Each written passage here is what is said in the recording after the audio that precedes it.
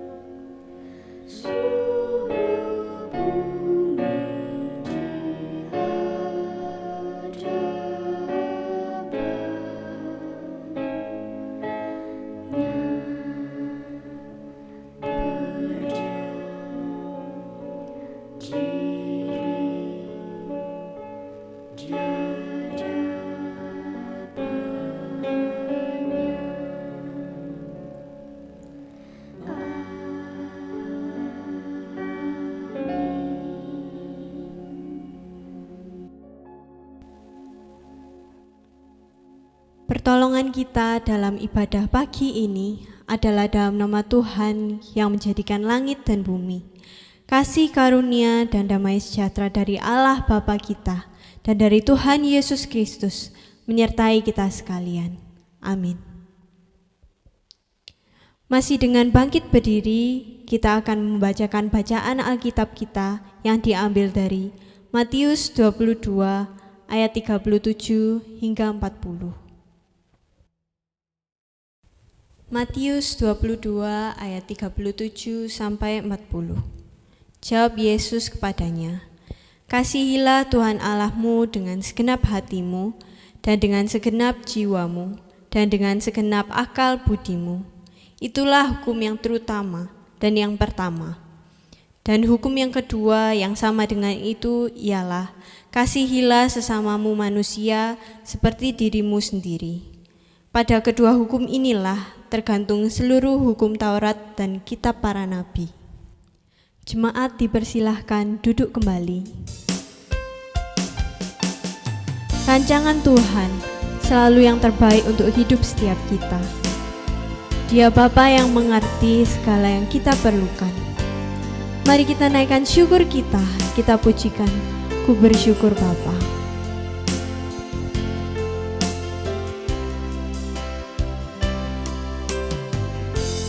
Banyak yang kau perbuat di dalam hidupku, rancangan indahmu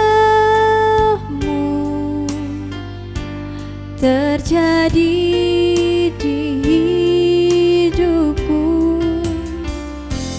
Bapa yang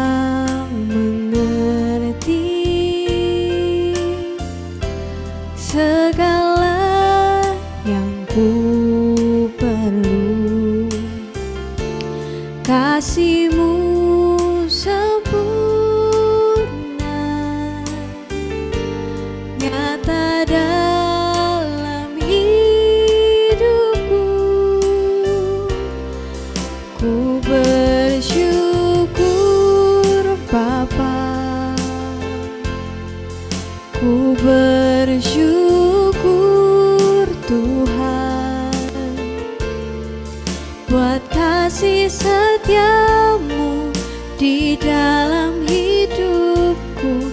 Ku bersyukur, ku bersyukur Bapa, ku bersyukur Tuhan buat kasih setia-Mu di dalam hidupku. Ku bersyukur Tuhan. Banyak yang kau perbuat banyak yang kau perbuat di dalam hidupku. Rancangan indahmu terjadi di hidupku. Bapa yang mengerti segala yang ku perlu, kasih-Mu sempurna nyata dalam hidupku. Ku bersyukur Bapa, ku bersyukur Tuhan buat kasih setia-Mu di dalam hidupku. Ku bersyukur, ku bersyukur Bapa, ku bersyukur Tuhan buat kasih setia-Mu di dalam hidupku. Ku bersyukur Tuhan, ku bersyukur Bapa. Kita pujikan sekali lagi. Ku bersyukur Bapa, ku bersyukur Tuhan buat kasih setia-Mu di dalam hidupku. Ku bersyukur, ku bersyukur Bapa, ku bersyukur Tuhan buat kasih setia-Mu di dalam hidup. Ku bersyukur buat kasih setia-Mu di dalam hidupku, buat kasih setia-Mu di dalam hidupku, buat kasih setia-Mu di dalam hidupku. Ku bersyukur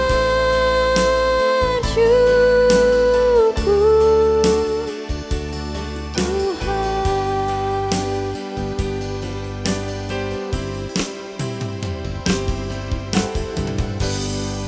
Mari kita berdoa.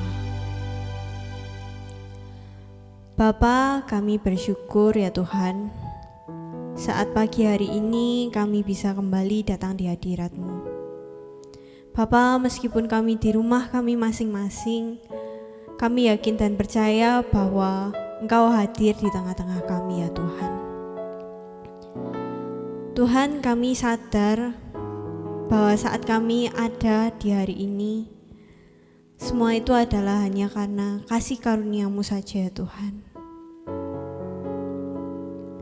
Saat pagi ini kami mau datang di hadirat-Mu, biarlah Engkau yang menyucikan hati setiap kami.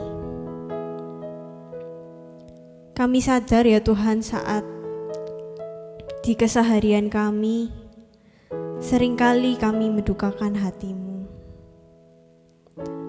Tapi ya Tuhan, biarlah pagi ini, saat kami mau datang di hadirat-Mu, Engkau yang kembali menyucikan hati kami, agar pujian kami bisa menyukakan hati Engkau. Terima kasih ya Tuhan, biarlah Engkau yang memimpin ibadah kami pada hari ini. Kami menyerahkan semuanya ke dalam tangan-Mu.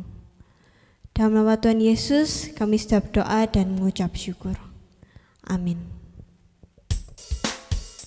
Saudara, mari kita masuk dalam gerbangnya. Kita naikkan pujian syukur kita, karena Tuhan baik. Dia baik bagi setiap kita. Mari sama-sama kita tinggikan puji-puji kita hanya untuk kemuliaan nama-Nya. Sebab Tuhan baik.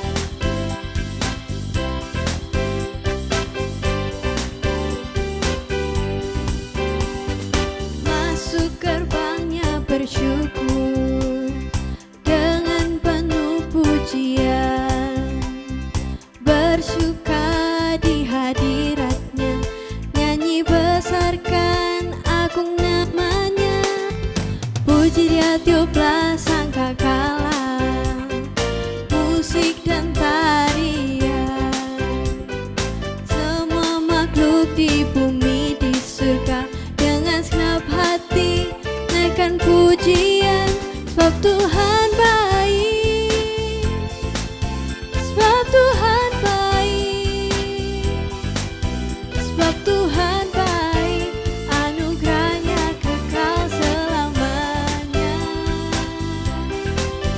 sebab Tuhan baik, sebab Tuhan baik, sebab Tuhan baik, anugerahnya kekal selamanya.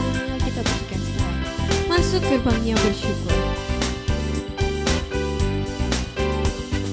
Masuk gerbangnya bersyukur dengan penuh pujian, bersuka di hadirat-Nya, nyanyi besarkan agung nama-Nya, puji Dia tiuplah sangkakala, musik dan tarian, semua makhluk di bumi di surga dengan senap hati naikkan pujian, sebab Tuhan baik, sebab Tuhan baik, sebab Tuhan baik, anugerahnya kekal selamanya.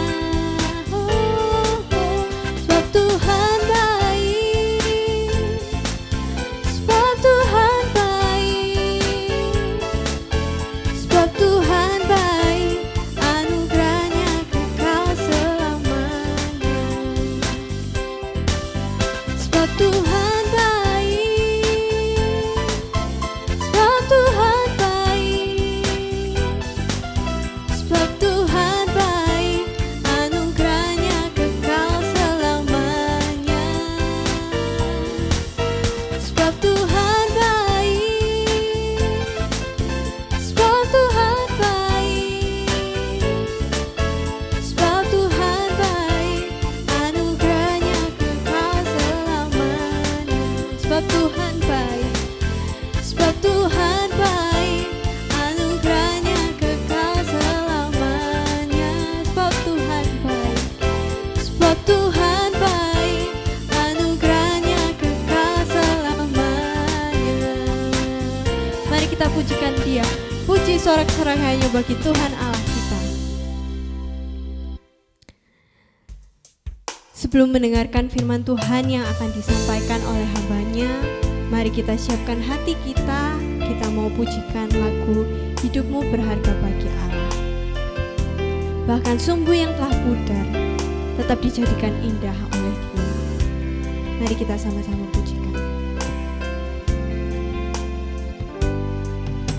Hidupmu berharga bagi Allah, tiada yang tak berkenan di hadapan-Nya. Dia ciptakan kau seturut gambarnya, sungguh terlalu indah kau bagi Dia. Dia berikan kasih-Nya bagi kita, Dia telah relakan segala-galanya. Dia disalib tuh tebus dosa kita, karena hidupmu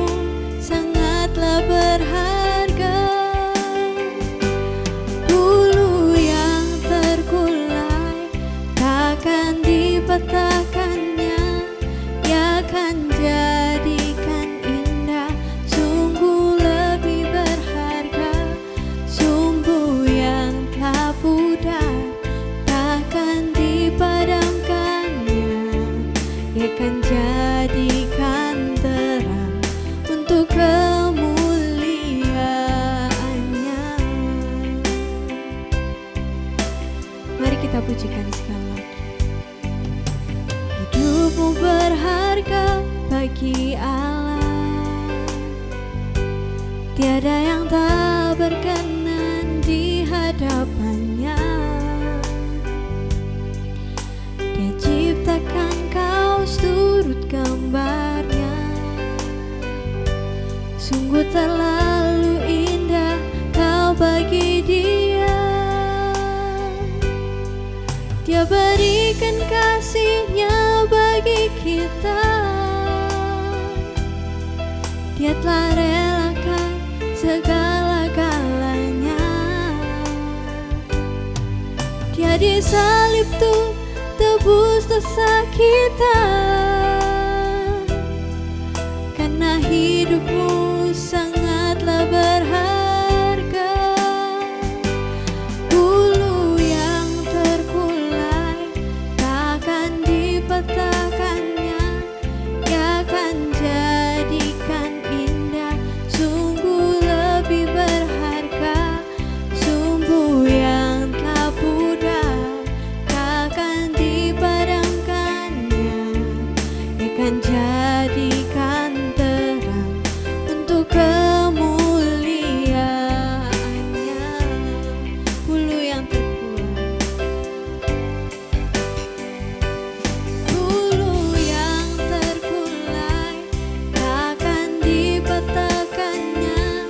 Ia akan jadikan indah, sungguh lebih berharga. Sumbu yang telah pudar takkan dipadamkannya. Ia akan jadikan terang untuk kemuliaannya.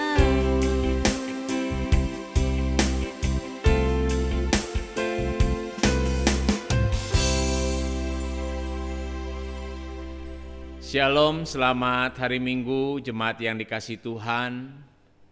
Bersyukur dan bersukacita karena hari ini, meski di tengah-tengah berita yang mencekam dan suasana yang genting, kita tetap mau fokus untuk beribadah kepada Tuhan. Di tengah-tengah situasi yang penuh dengan keprihatinan ini, kita tetap mau mendekat kepada Tuhan. Oleh karena itu, mari kita akan memohonkan pimpinan Tuhan sebelum kita membaca dan merenungkan firman Tuhan hari ini. Bapa yang baik, Bapa yang kami kenal di dalam Tuhan kami Yesus Kristus, terima kasih karena sampai dengan detik ini Dikau senantiasa memeliharakan hidup kami. Kami boleh ada sebagaimana kami ada semua karena anugerah-Mu, karena kebaikan-Mu. Bahkan dalam kondisi-kondisi terburuk hidup kami pun kami sadari Tuhan tidak pernah lepas tangan dalam kesemuanya. Hari ini kami bersyukur hari Sabat-Mu kami diberi kesempatan untuk merenungkan firman Tuhan. Mari Tuhan berbicara. Mungkin hati kami sedang galau, sedang gelisah, sedang penuh dengan ketakutan, kekhawatiran. Biarlah Engkau boleh menyapa kami kembali. Kami fokus mendengarkan dan rindu dengan penuh ketaatan melakukan firman Tuhan. Pakai hamba-Mu dalam segala kelemahan keterbatasan untuk menjadi alat bagi kemuliaan Tuhan. Terima kasih, berkati setiap jaringan internet yang kami pakai untuk kami boleh beribadah, dan biarlah kami tetap khusyuk, sungguh-sungguh di hadapan Tuhan. Terpujilah Engkau Bapa. Dalam nama Tuhan Yesus Kristus kami berdoa dan bersyukur. Amin. Saudara-saudara, tema kita hari ini berbicara tentang menghargai kehidupan. Menghargai kehidupan. Mari kita membuka kelanjutan dari 10 hukum yang sedang kita bahas dalam minggu-minggu ini. Kita akan melihat di dalam Keluaran pasal 20 ayat yang ke-13. Keluaran pasal 20 ayat yang ke-13 sangat pendek sekali kalimatnya. Jangan membunuh, jangan membunuh. Saudara-saudara, pesan firman Tuhan hari ini sangat sederhana sekali. Jangan membunuh. Dan mungkin saudara-saudara di antara kita ada yang berkata dalam hati, saya aman. Saya kan tidak pernah melanggar hukum ini. Saya tidak pernah membunuh. Jangankan membunuh sesama, membunuh semut pun saya tak rela. Atau yang lainnya mungkin bergumam, wah temanya kurang kontekstual. Sekarang ini masanya pandemi, masanya sedang susah-susahnya. Ngapain ngomong soal membunuh? Bukankah banyak orang tiap hari sudah meninggal dunia tanpa dibunuh, tetapi terkena COVID-19? Apa faedahnya? Benarkah begitu, saudara? Tapi kalau kita menyimak surat kabar elektronik atau TV, atau mungkin pesan WhatsApp, saudara, kita bisa melihat bahwa dosa ini masih tren berlaku di seluruh dunia, bukan hanya di Indonesia.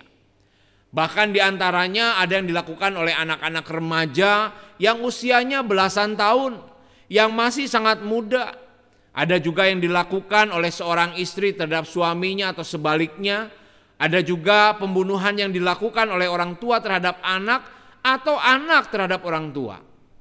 Saudara, tentunya fenomena-fenomena ini perlu menjadi perhatian kita semua. Demikian juga 10 perintah yang ke-6 ini, yaitu jangan membunuh, perlu menjadi perhatian kita.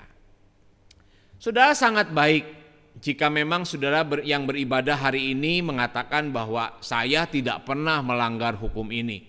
Tentu itu juga menjadi harapan saya. Tapi apakah benar kita tidak pernah membunuh dengan pengertian yang dimaksudkan oleh Alkitab?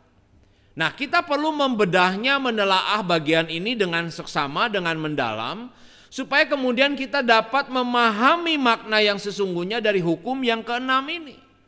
Sebab saudara, hukum ini tidak pernah dibatalkan oleh Tuhan Yesus. Bahkan ia sendiri mengutipnya di dalam Matius pasal yang ke-5 dan memberikan penjelasan yang lebih mendalam, lebih bermakna tentang 10 hukum, khususnya bagian yang ke-6 ini. Pertama-tama saudara, saya ingin kita membahas terlebih dahulu mengenai mengapa hukum ini diberikan oleh Tuhan kepada umatnya, kepada kita. Kenapa kita dilarang untuk membunuh? Sedikitnya ada 2 hal yang mendasar yang penting menjadi alasan bagi kita tidak boleh membunuh. Yang pertama, saudara, kita tahu bahwa semua manusia diciptakan Tuhan menurut gambar dan rupanya. Kejadian pasal 1, 26-27 menyatakan tentang hal itu. Karena manusia diciptakan menurut gambarnya, maka Tuhan menginginkan saudara dan saya, kita semua yang hidup ini, menghargai sesama kita tanpa pandang bulu. Sebab kehidupan kita atau orang lain merupakan sebuah kehidupan yang diberikan oleh Allah dalam anugerahnya. Dan semua ciptaan diciptakan menurut gambar Allah. Dengan demikian saudara, Allah memandang hidup kita begitu sakral. Hidup kita begitu penting sehingga sesama manusia tidak pernah berhak untuk mengambil atau mengakhiri kehidupan orang lain. Tuhan menciptakan manusia dengan nilai dan keagungan yang sama di hadapannya. Kita harus menyadari bahwa saya dan orang-orang di sekitar saya adalah sama. Sama-sama penting di hadapan Tuhan, sama-sama diciptakan oleh Tuhan, sama-sama menjadi milik kepunyaan Tuhan. Karenanya yang berhak untuk mencabut nyawa atau mengakhiri hidup seseorang adalah Tuhan. Sebab ia adalah pemilik dan pembuat kehidupan itu. Itu yang pertama. Yang kedua, alasan yang mendasar adalah Allah sangat menghargai kehidupan yang dianugerahkannya kepada setiap manusia. Ini yang menjadi alasan kenapa kita tidak boleh melakukan kejahatan untuk menghabisi orang lain atau melakukan kekerasan bahkan terhadap orang lain. Sejak semulanya Tuhan tidak pernah memerintahkan manusia untuk membunuh, untuk melakukan kekerasan atau untuk menguasai sesamanya. Tetapi justru Tuhan memerintahkan kita supaya kita saling mengisi, saling mengasihi, saling merawat satu dengan yang lainnya. Tetapi kita tahu bahwa dosa yang masuk ke Taman Eden itu, yang kemudian membuat Adam dan Hawa tergoda dan akhirnya jatuh dalam dosa, membuat manusia tidak bisa lagi menghargai sesama sebagaimana mestinya. Adam tidak lagi menghargai istrinya Hawa. Hawa juga tidak menghargai ciptaan Tuhan yang lainnya, saudara. Itu faktanya. Dan bahkan yang lebih mengerikan lagi saudara, bahwa dosa pertama kali setelah manusia itu jatuh ke dalam dosa adalah dosa pembunuhan. Dan pembunuhan ini dilakukan oleh Kain terhadap adiknya Habel. Mengenaskan bukan? Ada kakak membunuh adiknya sendiri karena dia merasa iri hati. Persembahannya tidak diterima oleh Tuhan. Lalu selanjutnya bagaimana kisah perjalanan hidup manusia? Selanjutnya kita tahu, manusia yang jatuh dalam dosa terus semakin menunjukkan kejatuhannya. Mereka bukan hanya saling membenci, saling menekan, saling menindas, tetapi juga saling membunuh antar sesamanya.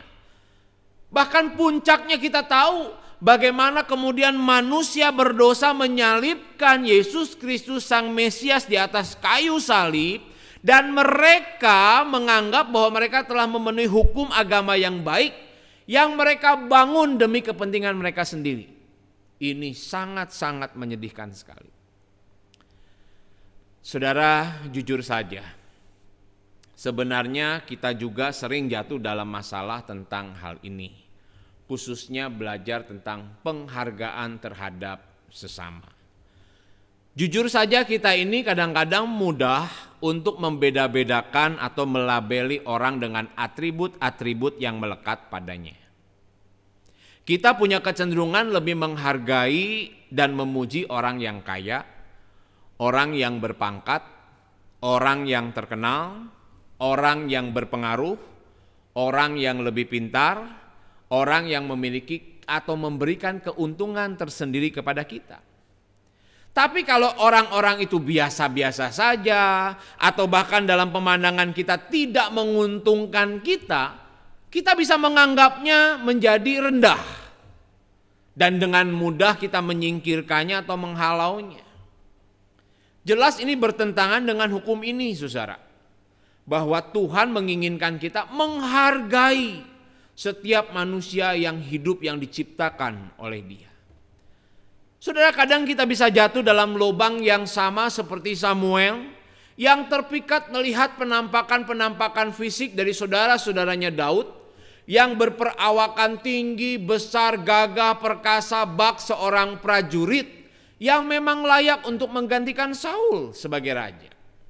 Tetapi bukankah kemudian Tuhan mengingatkan Samuel, janganlah pandang parasnya atau perawakannya yang tinggi sebab aku telah menolaknya. Bukan yang dilihat manusia, yang dilihat Allah. Manusia melihat apa yang di depan mata, tetapi Tuhan melihat hati. Daud waktu itu yang masih muda, yang dikatakan mukanya kemerah-merahan, tidak dipandang, saudara. Tetapi saudara-saudaranya dipandang, tetapi Tuhan memilih Daud. Atau saudara, kita juga bisa jatuh dalam menilai orang lain lebih rendah dibandingkan kita. Sama seperti yang direkam oleh Lukas di dalam Lukas pasal 19 ayat yang pertama sampai 10. Kisah tentang perjumpaan Yesus dan Sakeus si pemungut cukai. Ketika Tuhan Yesus kemudian singgah di rumah Sakeus, ngobrol dengan Sakeus, lalu orang banyak berpendapat demikian. Ia menumpang di rumah orang berdosa. Sakeus dianggap tidak layak, tidak pantas dihargai, dan bahkan tidak patut diperlakukan sebagai sesama oleh orang-orang banyak pada waktu itu. Saudara-saudara, kekristenan sejati berdiri bukan pada landasan-landasan diri bahwa kita layak dan lebih baik daripada orang lain. Kita harus menyadari, saudara, bahwa kita adalah orang berdosa yang sebenarnya layak menerima murka Tuhan yang besar terhadap kita. Tetapi kalau kemudian Tuhan mau menyelamatkan kita, Tuhan mau mengangkat kita menjadi anak-anaknya, itu bukan karena kita cukup baik, cukup kudus, cukup layak, bukan. Tetapi itu semua karena anugerahnya dan karena kasih karunia-Nya. Oleh karenanya kekristenan sejati selalu akan membandingkan diri bukan dengan sesama, tetapi membandingkan diri dengan kebaikan Tuhan. Membandingkan diri dengan Tuhan itu sendiri. Dan ketika kita membandingkan diri dengan Tuhan, kita akan tahu diri. Sama seperti Abraham yang berkata, aku ini cuman debu dan abu. Atau kemudian seperti Ayub berkata, sesungguhnya aku ini terlalu hina. Atau seperti Paulus berkata ketika dia melihat membandingkan dirinya dengan Tuhan, di antara mereka akulah yang paling berdosa. Jadi saudara, kalau kita kembali ke Alkitab, maka kita akan melihat bahwa Tuhan memberikan penghargaan yang begitu rupa kepada semua manusia. Karenanya tidak ada alasan bagi kita untuk tidak memberikan penghargaan yang sama kepada orang yang sudah Tuhan ciptakan. Kita harus melihat bahwa Allah memberikan orang lain itu potensi. Selain orang itu punya kelemahan sendiri-sendiri, pastilah dia juga diperlengkapi oleh Tuhan dengan kelebihan-kelebihan yang Tuhan titipkan kepadanya. Dan disinilah kita perlu belajar menghargai hal itu. Tuhan tidak pernah susah ciptakan manusia lalu menempatkannya di bumi tanpa menghargai setiap individu. Tuhan menghargai setiap individu, lalu kenapa kita tidak melakukan hal yang sama? Satu hal yang menarik lagi tentang hukum ini, saudara. Saya membayangkan Musa sebagai penerima dua loh hukum ini di Gunung Sinai, dan kemudian Tuhan berkata kepadanya, tuliskan hukum yang keenam. Jangan membunuh. Mungkin saja saudara seketika itu Musa ingat apa yang pernah ia lakukan puluhan tahun sebelumnya. Musa adalah seorang pembunuh dan pembunuhan itu terjadi di Mesir. Dengan dalih ketika dia membela bersimpati terhadap orang Yahudi yang ditindas oleh Mesir dan dia merasa bagian dari mereka, maka Musa kemudian melakukan pembunuhan itu. Musa dilingkupi dengan emosinya, dengan pikirannya sendiri, dia tidak mau menanti waktunya Tuhan, tidak mau menggunakan caranya Tuhan, tetapi dengan hikmat sendiri dan kekuatan sendiri dia menyelesaikan persoalan itu. Hasilnya apa? Hasilnya kita tahu, perbuatan itu menimbulkan dampak yang besar dalam hidupnya. Musa harus melarikan diri ke padang belantara dan akhirnya dia menjadi seorang pengembara dan penggembala selama 40 tahun di padang itu. Yang tadinya menjadi seorang anak raja berubah menjadi seorang pekerja rendahan karena dia melakukan pembunuhan. Sehingga kita bisa melihat saudara bahwa Musa juga mendapatkan didikan dari Tuhan melalui peristiwa ini. Ketika Musa diminta untuk menuliskan hukum ke-6 ini, Musa diingatkan sekali lagi untuk apa? Untuk tidak sombong. Dia juga punya kelemahan, dia juga punya kekurangan. Tetapi dalam segala kelemahannya Musa dipakai Tuhan menjadi berkat bagi orang lain. Saudara, Allah kita memang begitu ajaib. Cara Tuhan seringkali aneh, tidak masuk akal untuk mendidik kita, mengajari kita, dan membuat kita terus bertumbuh dalam pengertian-pengertian yang benar dan berkenan kepada Dia. Termasuk hari ini kepada kita. Ketika kita membaca bagian ini, jangan membunuh. Seolah nampak dalam pikiran kita begitu sederhana, tetapi tidak sesederhana yang ternyata Alkitab ingin tunjukkan kepada kita. Sekarang praktisnya bagaimana kita menerapkan hukum ini dalam keseharian kita? Saya tertarik saudara, seperti saya singgung tadi, Yesus mengutip hukum ini di dalam Matius pasal yang kelima, ayat 21 sampai 24. Kamu telah mendengar yang difirmankan kepada nenek moyang kita. Jangan membunuh. Siapa yang membunuh harus dihukum. Tetapi aku berkata kepadamu, setiap orang yang marah terhadap saudaranya harus dihukum. Siapa yang berkata kepada saudaranya kafir harus dihadapkan ke mahkamah agama, dan siapa yang berkata jahil harus diserahkan kepada mereka yang menyala-nyala, ke dalam neraka yang menyala-nyala. Sebab itu jika engkau mempersembahkan persembahanmu di atas mezbah dan engkau teringat akan sesuatu dalam hati saudaramu terhadap engkau, tinggalkanlah persembahanmu di depan mezbah itu dan pergilah berdamai dahulu dengan saudaramu, lalu kembali untuk mempersembahkan persembahanmu itu. Saudara, saya tidak akan membahas dan mengupas ayat ini panjang lebar. Tetapi dalam pemaparan khotbah di bukit ini, Tuhan Yesus mengidentifikasi bahwa jangan membunuh berarti kita tidak boleh mendengki Kita tidak boleh mempunyai rasa dendam terhadap seseorang lainnya. Dan ketika kita melakukan hal itu, maka kita memiliki kebencian yang luar biasa kepada seseorang. Dan itu berdosa. Kenapa? Karena sewaktu-waktu kebencian kita ini bisa kita wujud nyatakan dalam perilaku kita. Orang yang punya dendam, punya kepahitan terhadap seseorang, jikalau ada kesempatan, bisa saja saudara kemudian terjadi sebuah pembunuhan. Ketika kita mendendam kepada seseorang, itu berarti kita tidak mau mengampuninya. Dan sekaligus kita juga tidak mau mengasihi sesama kita. Jadi bukan hanya membunuh, tetapi sebelum membunuh pun kita membenci dan mendendam kepada seseorang, maka sebenarnya kita sedang melakukan pembunuhan terhadap seseorang. Bahkan ketika kita mau datang kepada Tuhan yang sudah menebus dosa-dosa kita, maka seharusnya Yesus katakan kita juga harus mau mengampuni orang lain. Bukan mendendam, bukan mendengki kepada mereka. Seharusnya kita mengingini untuk mengasihi mereka, untuk mengampuni mereka. Termasuk mereka-mereka yang bersalah kepada kita. Tujuannya apa? Tujuannya adalah supaya nama Tuhan dipermuliakan dalam hidup kita. Dan bagaimana orang-orang yang kita kasihi pun, mereka belajar mempermuliakan nama Tuhan.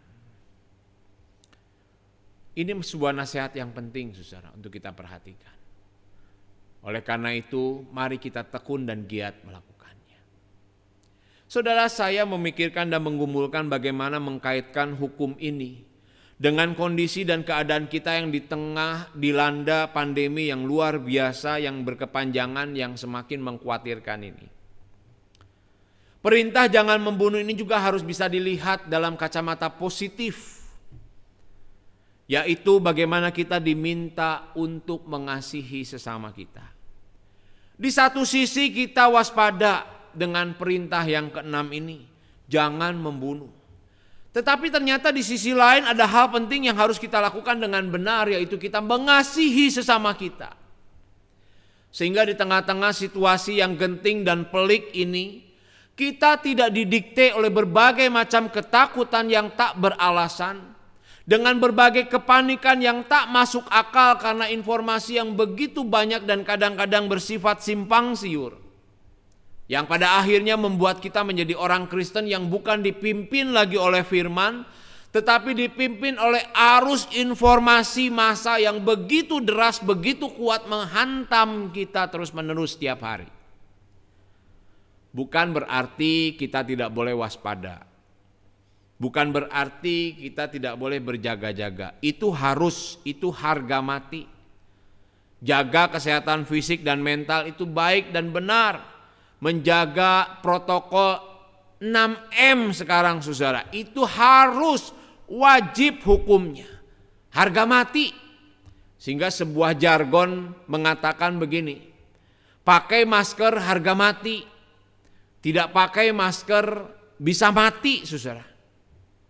Namun bukan berarti saudara, kondisi yang genting seperti ini membuat kita hanya mementingkan diri sendiri, menutup mata atas pergumulan dan kebutuhan orang-orang di sekitar kita, apalagi saudara-saudara seiman kita dalam gereja. Jika kita ingin sungguh-sungguh menjalankan perintah jangan membunuh, mari buka mata kita lebar-lebar. Meskipun mata saya ini kecil saudara, mari kita buka mata kita lebar-lebar.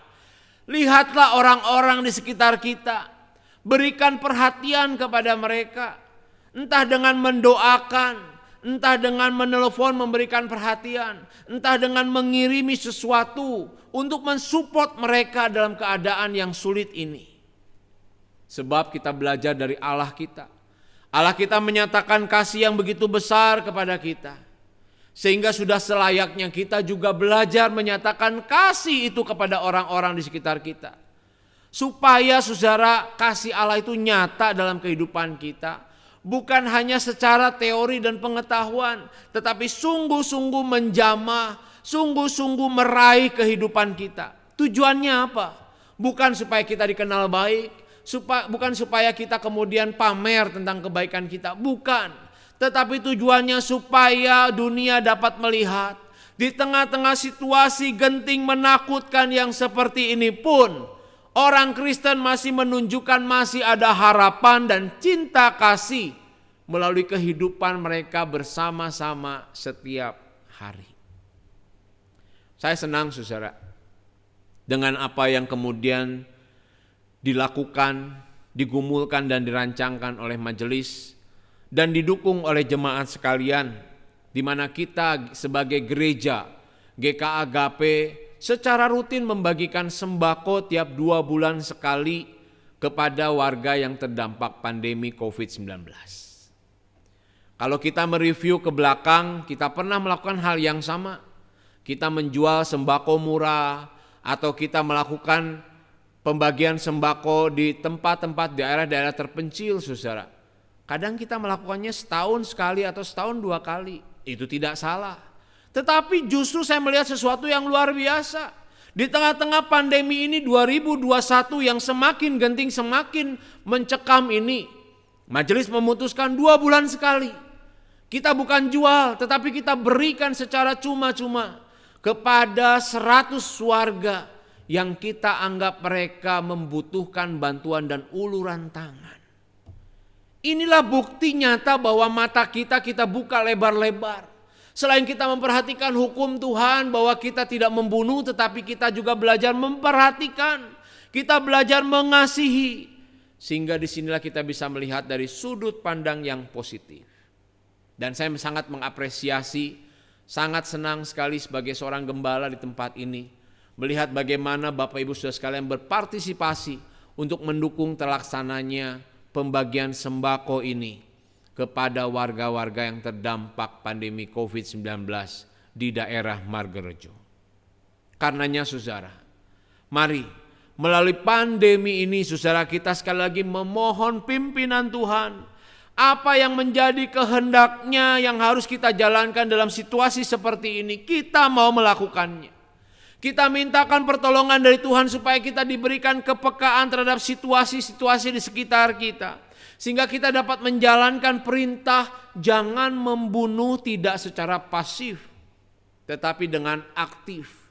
Kita menghadirkan kasih Allah bagi dunia yang sedang mengalami keputusasaan dan kehilangan harapan karena pandemi ini. Kiranya Tuhan memberkati kita sekalian. Mari kita rendahkan hati kita berdoa. Bapa di surga, mampukanlah dan bekerjalah dalam hidup kami, supaya kami mau dan bersedia melakukan firman Tuhan ini. Dalam nama Tuhan Yesus kami memohon. Amin.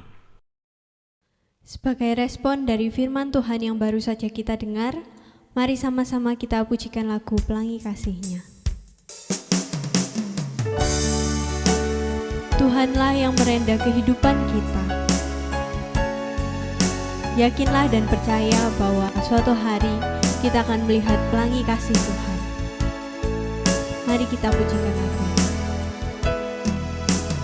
Apa yang kau alami kini mungkin tak dapat engkau mengerti.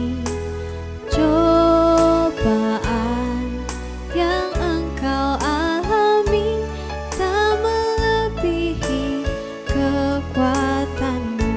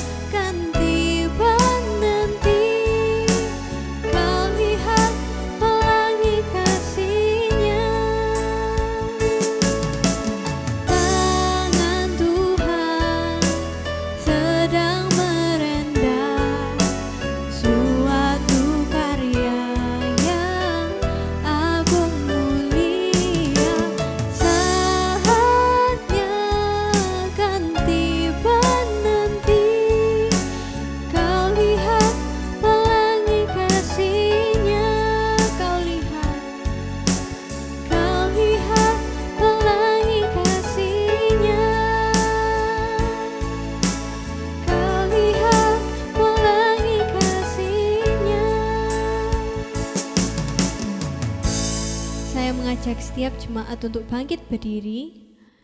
Bersama dengan gereja di segala tempat, mari sama-sama kita mengikrarkan pengakuan iman rasuli. Pengakuan iman rasuli. Aku percaya kepada Allah, Bapa yang Maha Kuasa, Khalik langit dan bumi, dan kepada Yesus Kristus, Anaknya yang tunggal, Tuhan kita, yang dikandung dari Roh Kudus, lahir dari anak darah Maria, yang menderita sengsara di bawah pemerintahan Pontius Pilatus, disalibkan, mati dan dikuburkan, turun ke dalam kerajaan maut. Pada hari yang ketiga, bangkit pula dari antara orang mati, naik ke surga, duduk di sebelah kanan Allah, Bapa yang Maha Kuasa, dan dari sana Ia akan datang untuk menghakimi orang yang hidup dan yang mati. Aku percaya kepada Roh Kudus, gereja yang kudus dan am, persekutuan orang kudus, pengampunan dosa, kebangkitan tubuh, dan hidup yang kekal. Amin. Mari kita masuk di dalam doa. Di tengah situasi yang mencekam, di tengah perasaan-perasaan khawatir dan takut, kami belajar datang tetap kepada Tuhan dalam segala doa dan permohonan kami kepadamu. Kami terus berdoa Bapa, berpengharapan bahwa Engkau akan bekerja sesuai dengan waktu dan kehendak-Mu yang terbaik bagi kami, secara khusus di Indonesia. Kami berdoa supaya penanganan COVID-19 di Indonesia melalui PPKM darurat dan vaksinasi massal bisa menjadi salah satu cara yang efektif untuk menekan laju pertumbuhan COVID. Kami juga berdoa bagi para medis, bagi para petugas kesehatan yang menjadi garda terdepan. Tuhan menolong mereka, melindungi mereka. Kalau mereka terpapar, mereka sakit, Tuhan jamah mereka, pulihkan mereka. Jikalau mereka harus bekerja banting tulang, Tuhan juga menolong mereka, memberi kekuatan ekstra buat mereka. Kami juga teringat jemaat-jemaat-Mu yang masih lemah tubuh, sakit karena terpapar COVID-19. Kami berdoa Tuhan bagi pemulihan Ibu Astrid dan Ella anaknya, juga anak-anak dan cucu dari Ibu Natalia, Ibu Lisayang dan adik iparnya, Saudari Evilian dan mamahnya, keluarga Ibu Tam Aili, Saudari Evelyn Gunawan, Ibu Linewati, Ibu Mirawati dan Edi Limanto, Bapak Teguh, Saudari Liana, Ibu Ekawati, Evi dan juga Cilani. Kami menyerahkan mereka semua ke dalam tangan pengasihan-Mu. Mohon belas kasihan Tuhan menambahkan kekuatan, kesehatan, dan pemulihan dalam kehidupan fisik mereka.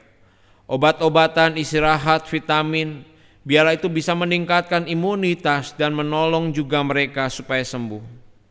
Tidak lupa kami juga doakan untuk jemaat-Mu yang sudah lanjut usia, baik Ibu Tanjaicu, Ibu Indria, Bapak Ibu Cipto Sultana, Bapak Ibu Hadi, Bapak Ibu Liono, Bapak Kosen, Bapak Li Irawan, Ibu Tia Cuing, Ibu Tan Syokming, Ibu Eka Sriwati, Ibu Elvi Tandiono, Ibu Lisayang, Ibu Natalia. Tuhan berkati mereka semua. Jagai mereka, lindungi mereka, dan berikan mereka terus sukacita di dalam Tuhan. Tidak lupa kami juga bersukacita dengan saudara-saudara kami yang Tuhan tambahkan usia 1 tahun. Baik untuk Saudari Kiki Anggraini, Bapak Tony Mugiarto Haryono, Bapak Prayudi Antonius, Ibu Lilianto, Saudara Ryan Timothy Sugiarto, Bapak Andri Sultana dan juga Bapak Limseus Sumirat. Tuhan, biarlah pertambahan usia yang mereka nikmati berasal daripada Tuhan, terus mereka isi untuk sesuatu yang menyenangkan dan memuliakan Tuhan. Tuhan berkati kehidupan mereka, pertumbuhan iman mereka semakin takut akan Tuhan. Kami juga berdoa bagi keluarga besar almarhum Bapak Goun Sing yang ditinggalkan oleh almarhum. Tuhan berikan penghiburan, Tuhan berikan kekuatan, dan mereka tetap melihat pengharapan di dalam Kristus bahwa almarhum Bapak Goun Sing sudah merasakan sukacita yang begitu besar, berlimpah-limpah bersama dengan Tuhan di dalam surga. Kami bersyukur untuk ibadah, pemakaman, dan juga penghiburan yang berlangsung karena pertolongan dan pimpinan Tuhan. Tuhan berkati keluarga yang ada supaya mereka tetap melanjutkan hidup mereka meskipun tanpa papa engkong ada di samping mereka. Terima kasih Tuhan. Kami menyerahkan juga untuk kegiatan sepekan kami ke depan ke dalam tangan pengasihan-Mu. Baik untuk kegiatan pemuritan, baik untuk pendalaman Alkitab, Tuhan mohonkan supaya melalui kegiatan-kegiatan ini kami terus makin dekat dengan Tuhan dan bertumbuh dalam iman rohani kami. Kami juga menyerahkan persembahan kami ke dalam tangan pengasihan-Mu. Berkatilah setiap persembahan yang kami sudah siapkan, yang lahir dari hati mengasihi Tuhan dan rindu menjadi berkat dimanapun kami berada. Tuhan, kami juga menyerahkan untuk persembahan gota ke dalam tangan pengasihan-Mu. Biarlah persembahan gota ini untuk mendukung anak-anak Papua. Tuhan berkati, sehingga mereka bisa tetap menjalankan studi mereka, dan mereka juga boleh mengucap syukur kepada Tuhan. Berkati para donatur, berkati mereka yang berkomitmen untuk memberikannya. Tuhan senantiasa menolong. Terima kasih Tuhan, kami serahkan seluruh untuk doa-doa kami ini ke dalam tangan pengasihan-Mu. Terpujilah Engkau, di dalam nama Tuhan Yesus Kristus kami berdoa dan memohon. Amin. Doksologi dan doa berkat akan disampaikan oleh hamba-Nya. Puji Allah Bapa Putra, puji Allah Roh Kudus, ketiganya yang esa. Mohon selamat sumber berkat. Amin.